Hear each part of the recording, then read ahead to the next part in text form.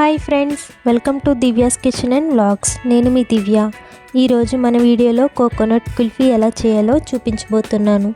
చాలా ఈజీగా బయట తినే కుల్ఫీ టేస్ట్ ఎలా ఉంటుందో అలా మనం ఇంట్లోనే ప్రిపేర్ చేసేసుకోవచ్చు. ఎప్పుడైనా మనకి చల్లగా తీయగా తినాలనిపిస్తే ఇలా ఒకసారి ఈ కోకోనట్ కుల్ఫీ ఐస్ క్రీమ్ని ట్రై చేయండి.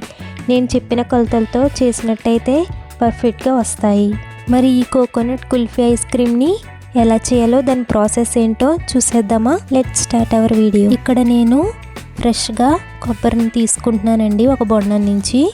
మీరు కొబ్బరి బొండం లేకపోతే ఒక కొబ్బరికాయని అయినా తీసుకుని కుల్ఫీ చేయడానికి ముందు ఆ కొబ్బరికాయని కొట్టి అందులోంచి ఇలా కొబ్బరిని తీసుకోండి. ఈ కోకోనట్ ఐస్ క్రీమ్కి లేత కొబ్బరిని తీసుకుని చేస్తేనే టేస్ట్ చాలా బాగుంటుందండి. ఇలా తీసుకున్న ఈ కొబ్బరిని దానిపైన ఉన్న బ్రౌన్ కలర్ పార్ట్ని ఇలా తీసేసుకోవాలి. ఇలా బ్రౌన్ కలర్ పార్ట్ని మొత్తం రిమూవ్ చేసేసాక ఈ కొబ్బరిని ఇలా చిన్న చిన్న ముక్కలుగా కట్ చేసుకోవాలి.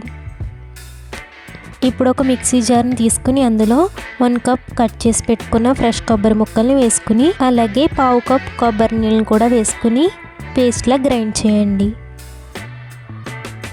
కన్సిస్టెన్సీ అనేది ఇలా ఉండాలి. ఇలా గ్రైండ్ చేసుకున్న కోకోనట్ పేస్ట్లో 4 స్పూన్స్ షుగర్ పౌడర్ని అలాగే 2 స్పూన్స్ మిల్క్ పౌడర్ అనేది ఆప్షనల్ అండి, స్కిప్ చేసినా పర్లేదు, వేసుకుంటే టేస్ట్ అనేది బాగుంటుంది. అలాగే 1/2 కప్ కాచి చల్లార్చిన పాలని వేసుకోండి. పాలు 1/2 కప్ కంటే ఎక్కువ యాడ్ చేయకండి. కన్సిస్టెన్సీ బట్టి చూసుకుని కొద్దిగా యాడ్ చేసుకోండి. ఇందులో ఫ్లేవర్ కోసం 1/2 టేబుల్ స్పూన్ ఇలాచీ పౌడర్ వేసుకుని చాలా మెత్తగా గ్రైండ్ చేసుకోవాలి. చూసారుగా, కన్సిస్టెన్సీ అనేది ఇలా మెత్తగా ఉండాలి, అలాగే జారుతున్నట్టుగా ఉండాలి. ఇప్పుడు కుల్ఫీలా తయారు చేసుకోవడానికి ఒక కుల్ఫీ మేకర్ని అలాగే 3 ప్లెయిన్గా ఉన్న గ్లాసెస్ని ఇలా తీసుకుంటున్నానండి. మనం ప్రిపేర్ చేసి పెట్టుకున్న కోకోనట్ పేస్ట్ని అంతా ఈ గ్లాసెస్లోకి ట్రాన్స్ఫర్ చేసుకోవాలి. ఇక్కడ మీరు అన్ని కుల్ఫీ మౌల్డ్స్ తీసుకోవచ్చు, లేదా ఇలా చిన్న చిన్న గ్లాసెస్ అయినా తీసుకోవచ్చు. లేదా కుల్ఫీలా వద్దు అనుకుంటే ఏదైనా ప్లాస్టిక్ బాక్స్లోకైనా దీన్ని ట్రాన్స్ఫర్ చేసుకోండి. ఇప్పుడు దీన్ని అల్యూమినియం ఫాయిల్ కవర్ కానీ ఏదైనా మూతను కానీ పెట్టి కవర్ చేసుకోండి.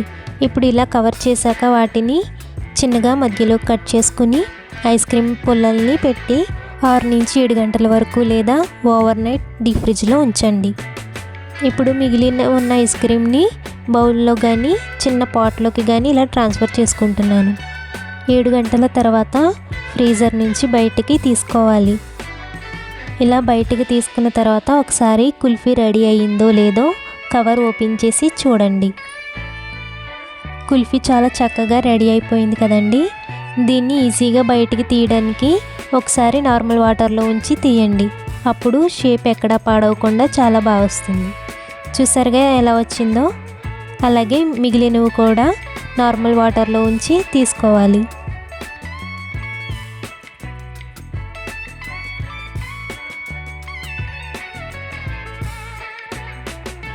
చూసారా, కుల్ఫీ మేకర్లో నుంచి డిమౌల్డ్ చేసిన ఐస్ క్రీమ్ ఎంత బాగుందో?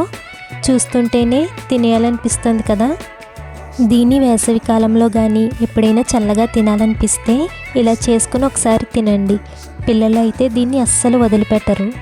ఇలా కోకోనట్తో చేసిన ఐస్ క్రీమ్ ఒక్కసారి టేస్ట్ చేయండి. మళ్ళీ ఇంకోసారి చేసుకుని తినేలా దీని టేస్ట్ అనేది చాలా అంటే చాలా బాగుంటుంది. నాకైతే చాలా బాగా నచ్చిందండి. సో మీరు కూడా ఒకసారి ఈ రెసిపీని ట్రై చేసి టేస్ట్ ఎలా వచ్చిందో మాకు ఫీడ్బ్యాక్ ఇవ్వండి.